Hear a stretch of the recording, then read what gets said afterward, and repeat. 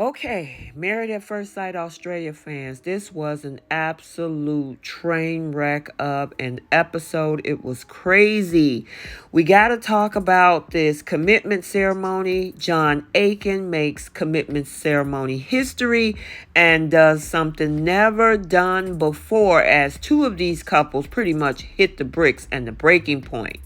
Welcome back to Romance Review TV. It's Lady T. Got another recap for you guys. Married at First Sight Australia, Season 10, Episode 13. And without any further ado, let's talk about this second commitment ceremony. So let's start off with the morning after the dinner party. We see Sandy and Dan trying to make some sense of what happened. Now, while Harrison was very happy on leaving Sandy under the impression that Dan got the girl's number when it really was him, Sandy is deciding to believe her husband over Harrison, and that's a good call, Sandy. So far, she said that Dan's actions say that he's a truthful person, she can trust him, and now that she's wrapped her head around all of this, Sandy, along with the other brides and grooms, now have to make a decision whether to stay or leave the experiment as the next commitment ceremony begins. Now that everybody has filed in, everybody's settled, the first couple up is Claire and Jesse, and they're not repulsed with each other in each other's presence at this time. The experts even barely recognize the two of them, calling them a very different couple. And have they actually even met this couple? Jesse admits that he wouldn't have had an outburst about the Claire and Adam rumors if he wasn't feeling some type of way about Claire. He admitted that he likes her, confirmed romantic feelings for Claire.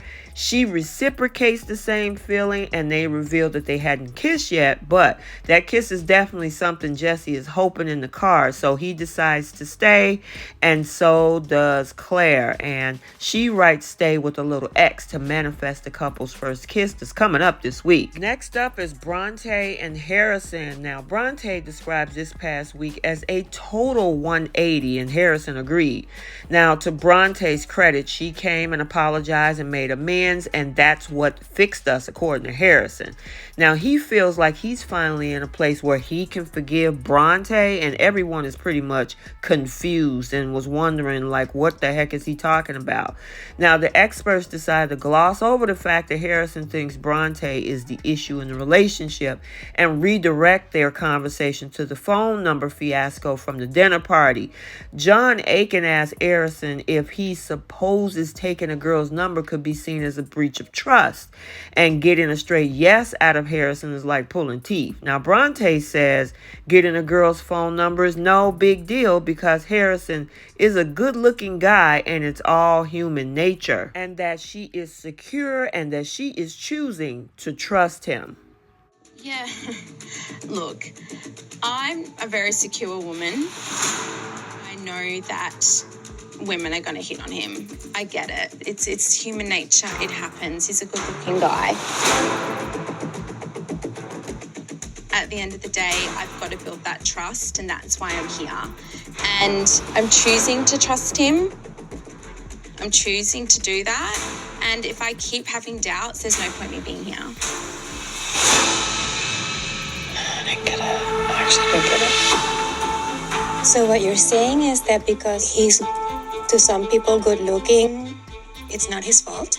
I don't think that's what my wife's saying, no. I'm asking her. No, look, everybody's got responsibility. And at the end of the day, it is up to Harrison how he plays that out. But I can't control every single situation. Ultimately ending in both Bronte and Harrison deciding to stay in this experiment. Next up is Sandy and Dan. And of course, this couple were all smooth sailing until Harrison let Dan take the fall for what he did. Now, Dan is frustrated that his integrity was taken into question when the accusations wasn't true.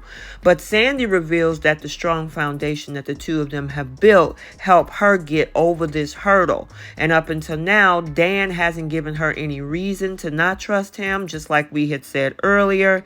And then, she was like, I'm not going to be like, yeah, walk all over me. That's cool. But at the same time, she said if one good thing came out of the misunderstanding is that it's Dan that is now familiar with Sandy's Pataka side, which means firecracker in Punjabi, and he likes a fiery lady. So at the end, they say yes and stay. So next up is Tani and Ali. It's a mere formality with these two. Both of them take a seat on the experts lounge, and in reality, they really don't need their help. Tani's feelings are getting stronger and stronger, and while Ali can't put into words exactly what he's feeling, the relationship has exceeded his expectations, and of course, with no surprise, they opt to both stay.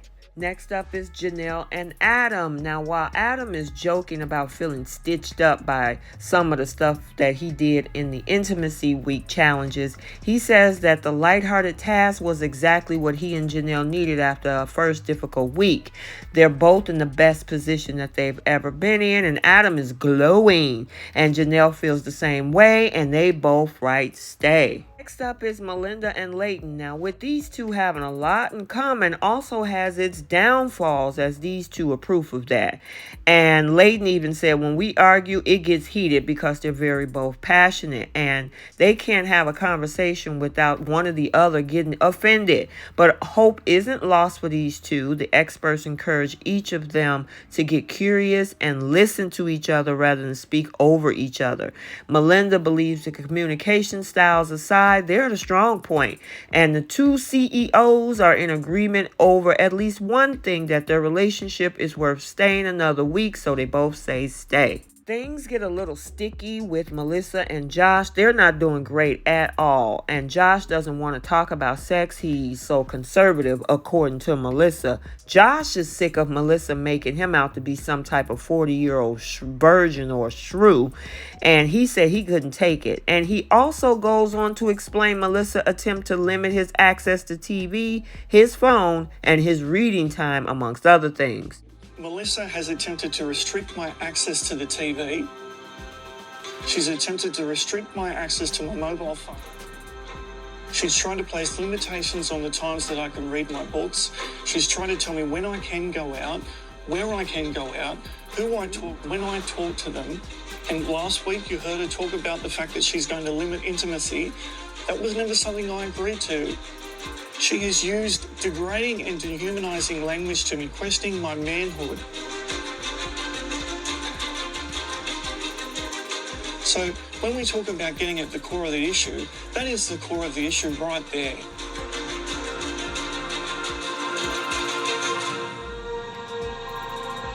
And can I say that if I was a woman, things, the crowd would feel very differently about them.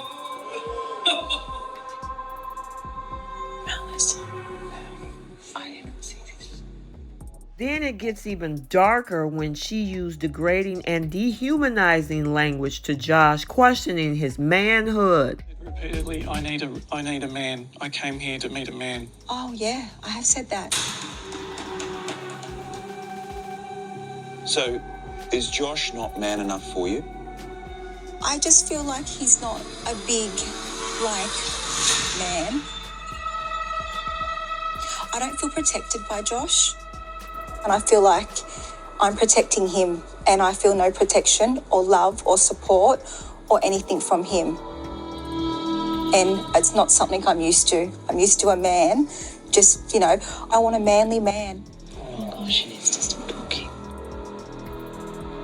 So even though Mel decides to ask her in reverse, how would she feel if she was in his situation, she decides to build her case, meaning Melissa, by labeling her and Josh's last intimate night as just a transaction.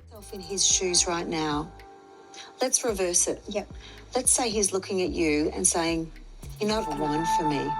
You're a little girl. You're not a woman." How would that feel? Really hurtful. Because also too, I've got to say, that intimacy night, during intimacy week, it was just sex. It was just a transaction.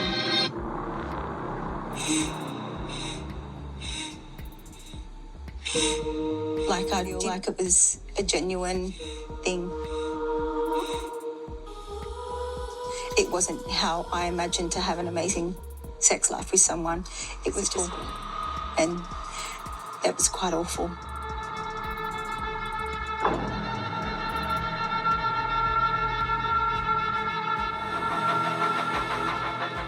We're really drunk. It's really awkward. Noel, what possessed you to tell us that right now? What might you hope from saying that? I don't even know either, John, what possessed her to say that. I mean, everybody in that room is horrified. It's not shocking, though, because as she stated at the beginning of the season, that a lot of people, and she said herself, that used up. So probably because of the number of sexual experiences that you have, it tends to lessen your opportunity to pair bond. And obviously, this is being seen in this situation with Melissa. Every groom in that room had Josh's back because he walked out. He was so humiliated. And yeah, at this point, it's time for him to leave. I don't blame him if he chooses to leave.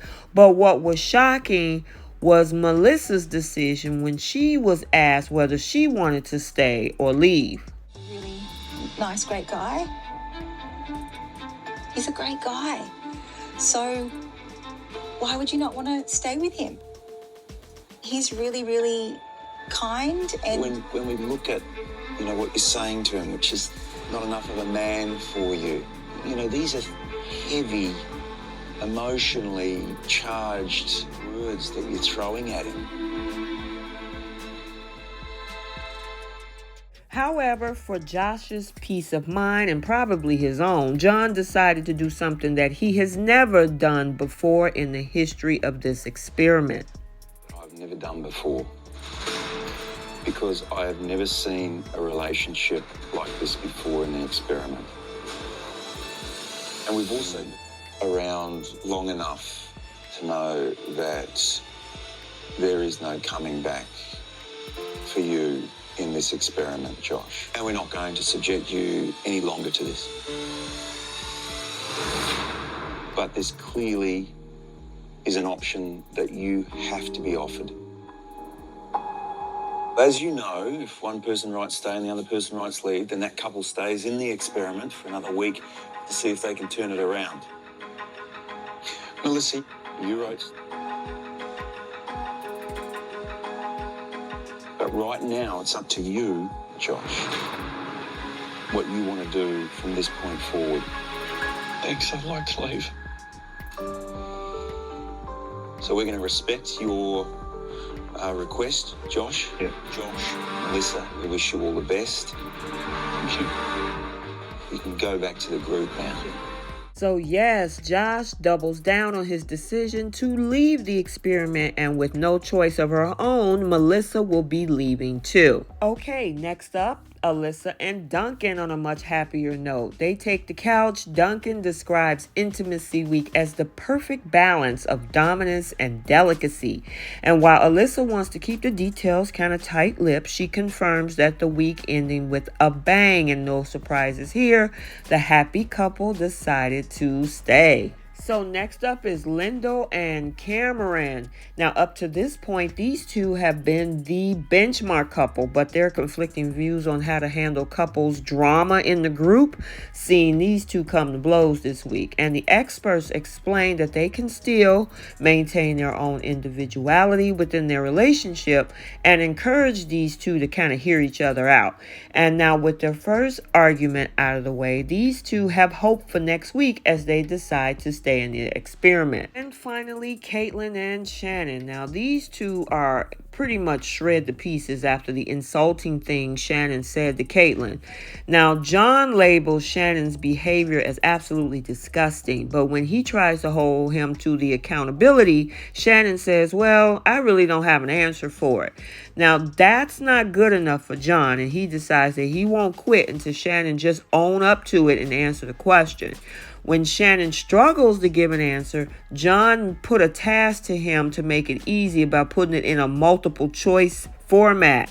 And when given the options of trying to hurt, he said A, hurt Caitlyn, B, explain himself. Shannon admits that he was trying to hurt Caitlyn.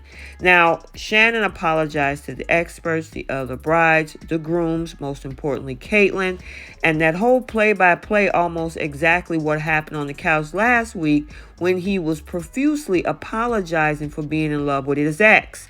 And even though Shannon put Caitlyn through enough, he seemingly wants to punish her some more by staying for another week. Not noticing it, and how deeply, deeply sorry I am to you guys, but most importantly, I'm really, really sorry. But I want to stay.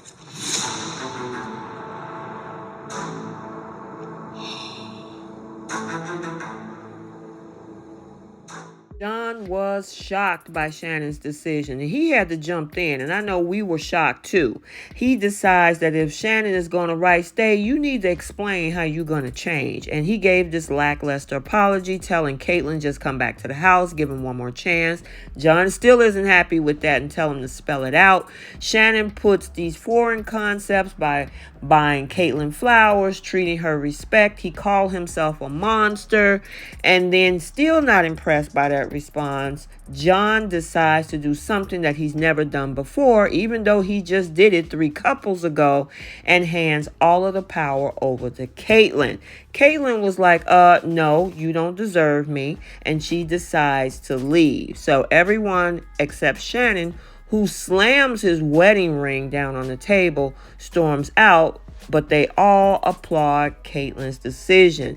John leaves Caitlyn with the parting message. Let me be very clear. You are worthy, you are a catch, and you will make someone very happy.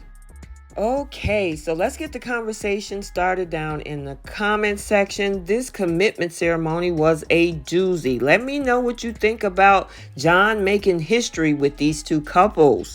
So I hope you enjoyed this recap. Stay tuned for other recaps on this channel. And until the next video, like, comment, and subscribe. And we will see you next time. Bye.